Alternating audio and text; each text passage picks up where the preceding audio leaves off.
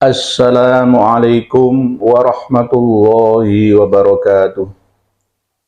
Bismillahirrahmanirrahim. Alhamdulillahi rabbil alamin. Wabihi nasta'in ala umuri dunya waddin. Wassalatu wassalamu ala ashrafil anbiya'i wa imamil mursalin. Sayyidina maulana Muhammadin wa ala alihi wa sahbihi ajma'in, amma ba'd. Para pemirsa dan pendengar sekalian, kapanpun dan dimanapun, semoga semuanya senantiasa diberikan kebahagiaan oleh Allah. Bahagia lahiriah dan batiniah, diberikan kesuksesan, kedamaian, keselamatan, kelancaran, keberkahan, kedamaian untuk panjenengan sekeluarga, diberikan oleh Allah rezeki yang melimpah untuk bekal ibadah, dikaruniai oleh Allah dzurriyyah yang thayyibah, shalih dan shalihah, hidup yang istiqomah, wafat dalam kondisi husnul khotimah, dan di dunia mendapatkan hasanah, wa fil akhirah juga hasanah.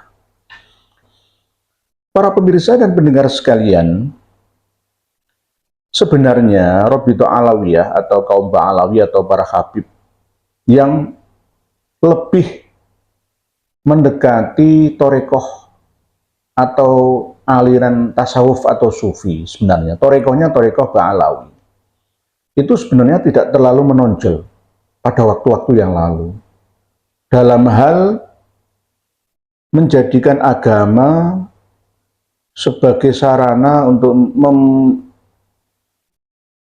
memperuntungkan ya diri mereka demi harta, tahta, dan wanita, tidak sebenarnya. Cuma di puluhan tahun akhir-akhir ini berubah dari yang murni menjadi tidak murni lagi. Contoh kecil dari anggota Rabithah Alawiyah adalah Habib Bahar bin Smith. Ketika beliau berceramah, berdakwah, menyampaikan makalah, risalah dari nubuah kenabian Rasulullah, macaknya memang glamor. Hidup beliau selain pas dalam kondisi resmi berceramah juga glamor. Memamerkan koleksi mobilnya yang mewah, kehidupan yang tidak sesuai dengan ucapan. Ini bila dinilai dari segi akal sehat, ini tidak masuk. Bisa dipertanyakan, waraskah perilaku seperti itu ketika umat sedang dalam kondisi kesulitan ekonomi? Banyak warga masyarakat kita yang terhimpit, terlilit dengan hutang pinjol, banyak anak yatim yang kelaparan, orang sulit cari pekerjaan. Di sisi yang lain justru para penganjur agama menjadikan agama ini sebagai bahan dagangan yang bisa diperjualbelikan dan menguntungkan. Ini yang patut kita sesalkan, yang dilakukan oleh mereka para habib itu.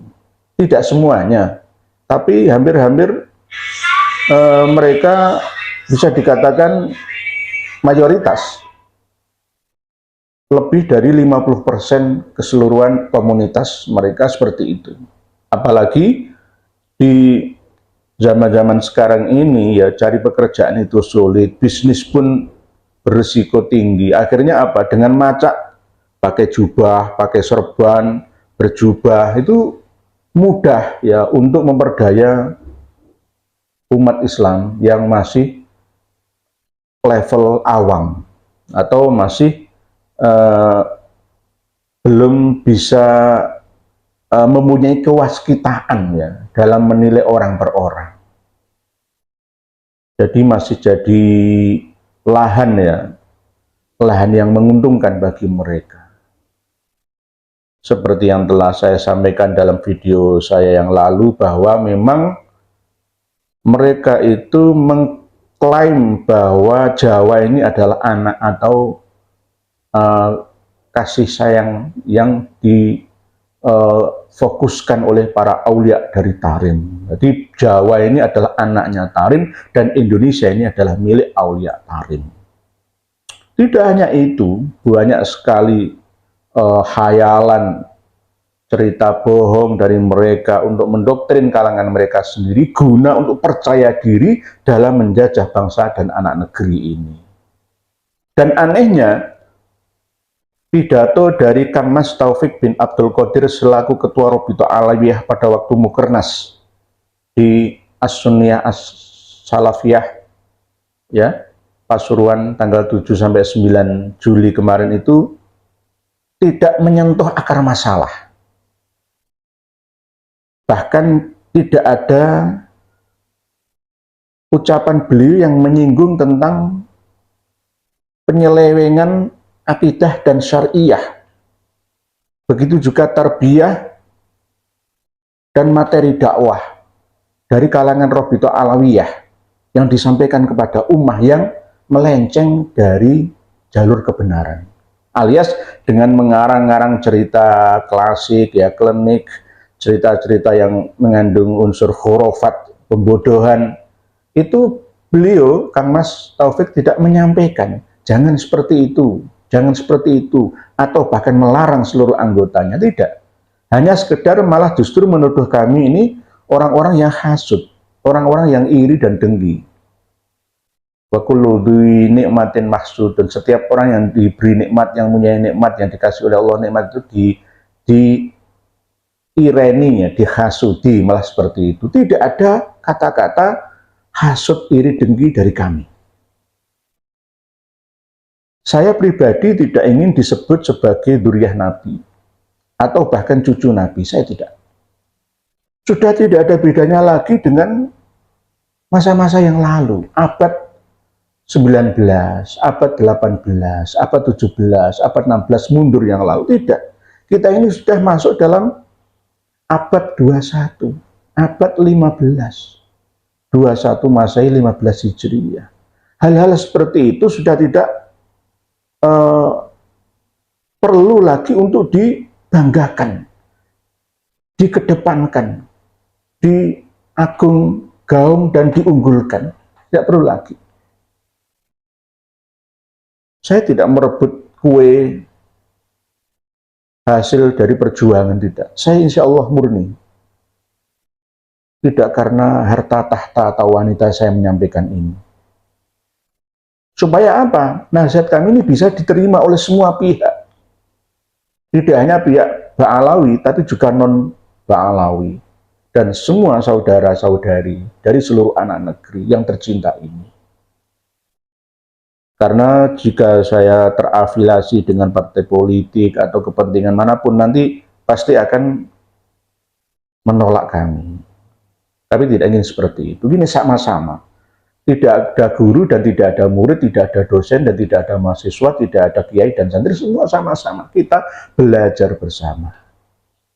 Belajar bersama, namun dalam lingkup belajar bersama itu ya ada wasit, ada juri, dan ada pemain. Ya sama-sama. Ya penting kita punya pegangan dalam arti tidak sampai jauh meleset dari bahasan sehingga justru malah menyesatkan. Tidak seperti itu. Para pemirsa dan pendengar sekalian, ini Robito Alawiyah. Ya. Jika anggota Robito Alawiyah mendengarkan ceramah saya ini, insya Allah akan ada perubahan ke depannya. Khususnya yang sepuh-sepuh lah, ya, untuk bisa menasihati anak-anak muda dari kalangan Ba'alawi. Prinsipnya adalah menutup diri, eksklusif. Menutup diri dengan kesombongan, ketakaburan, batorul haq wa ghamtun nas, menolak kebenaran dan meremehkan, merendahkan manusia. Kalau tidak keluar dari mulut para habib sendiri, maka mereka tidak mentaatinya. Allah, dia itu ilmunya berapa, gurunya siapa, tingkatannya kayak apa sih? Jangan seperti itu. Wahai para habib, dengarkan kebenaran itu. Undur maqol wala tandur mankol. Lihatlah apa yang saya sampaikan. Jangan melihat saya yang menyampaikan. Supaya apa? Jenengan bisa sadar. Kalau jenengan sudah menutup diri, membentengi diri untuk tidak mau menerima kebenaran dari selain dari golongan sampean sendiri, maka ya wal-iyadzubillah, mohon maaf, semakin lama jenengan tidak terkontrol nanti, malah akan menuju sirat yang bukan mustaqim, tapi khutuwatus syayatin, langkah-langkah syaitan yang akan menjerumuskan sampean semua ke dalam lembah kehinaan, lembah jurang kehancuran, kenistaan, kehinaan di dunia sampai di akhirat panjenengan semua.